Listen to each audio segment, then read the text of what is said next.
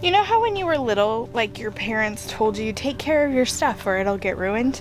And you were like, yeah, whatever. And your parents may or may not have taken care of your stuff. And so you never really understood the consequences of not taking care of your stuff. Gardening really reminds you of those consequences. Let's clean up the high tunnel.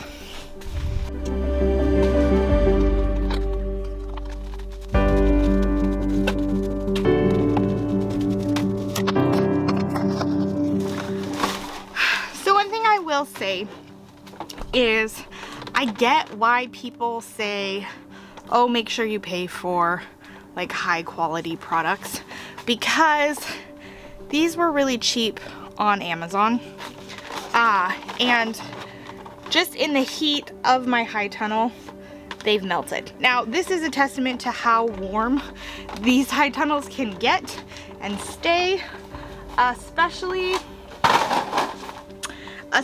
if you are not remembering to vent in the back, which we do have a vent, but it didn't work as well as it should. And clearly, like, I have some plants in here that I put in here and they just died. But I wasted a lot of money buying extras last year because these were really cheap. And I'm looking at a whole stack of, I think they're called 10 by 20s. And they're all melted.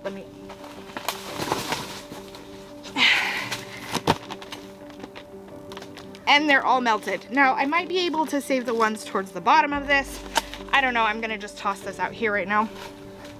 But the point is, if I had bought 10 by 20s from a more reliable company who builds products to last, I might not be dealing with them being all melted.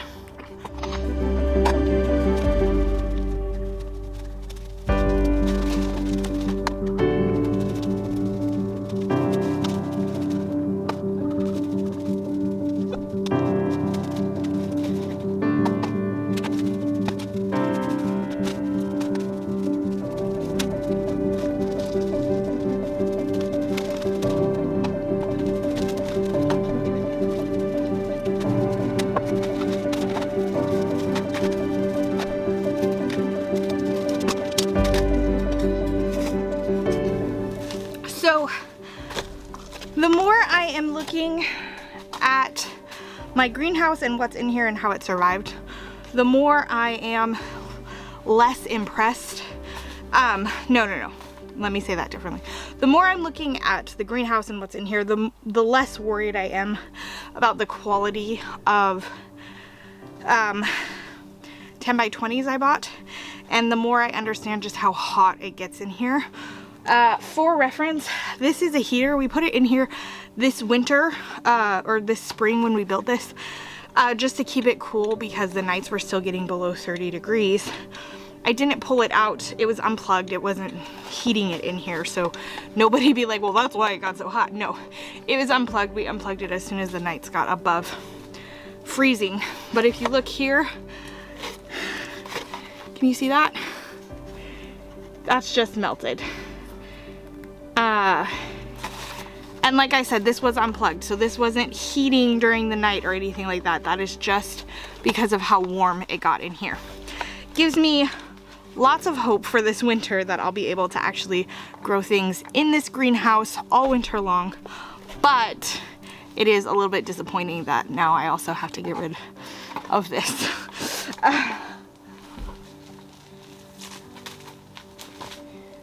I will say we had 2 heaters in here, and this other heater, there might be a little bit of damage, but I don't think it's unusable now. So just keep that in mind.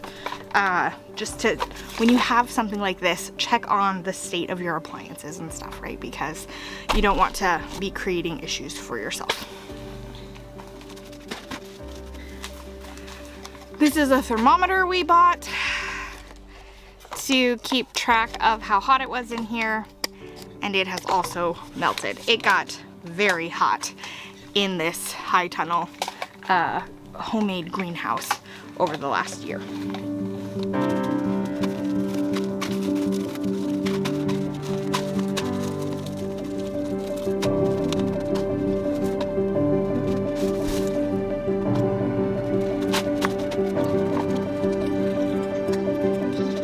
I'm not always good at taking care of my stuff, and I think the garden really showcases that. When you have a place that you need to grow, I feel like growing things shows you that.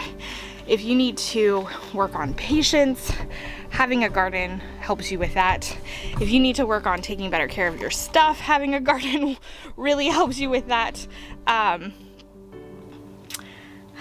have 2 plants that just cooked to death in this greenhouse this summer, and that makes me really sad. But what I am very excited about is just how warm it is in here. Come on, pup, out. It's too hot. We are absolutely going to be able to grow things all through the winter here. We might even have to open the door because it is so hot. It's probably 15 degrees hotter in here than it is outside. So it is 94 degrees in here right now, and outside it is, let me see here, 64, so 30 degrees. It's 30 degrees hotter in here than it is outside.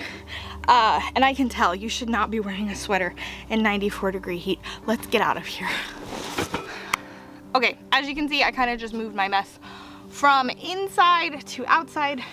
One of the things that I try to do is talk with Eric about what he wants to do with some of this stuff. Some of it he's going to want to save. Some of it he's going to want to talk to the manufacturer about and see if they have any recommendations on how we can do things better. But it is much cooler outside my greenhouse than inside. I did want to talk about the greenhouse. I will link the video. This greenhouse is not our idea.